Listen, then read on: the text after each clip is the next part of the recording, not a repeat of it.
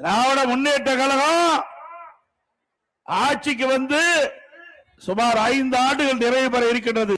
4.25 ஆண்டு ஆகிவிட்டது. என்ன ஒரு 3 மாதம் தான் இருக்குது. 3 அமாவாசை தான் இருக்குது.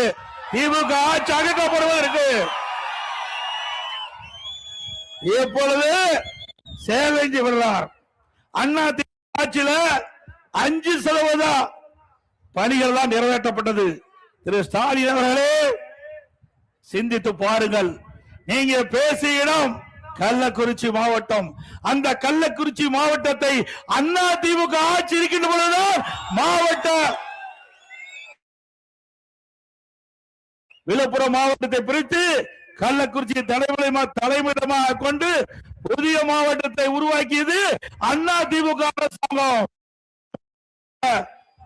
காஞ்சிபுரம் மாவட்டம் இந்த மாவட்ட மக்களுடைய கோரிக்கை ஏற்று காஞ்சிபுரத்து மாவட்டத்தை பிரித்து செங்கல்பட்டு மாவட்டத்தை தலைமையிடமாக கொண்டு புதிய மாவட்டத்தை உருவாக்கியது அண்ணா திமுக அரசு.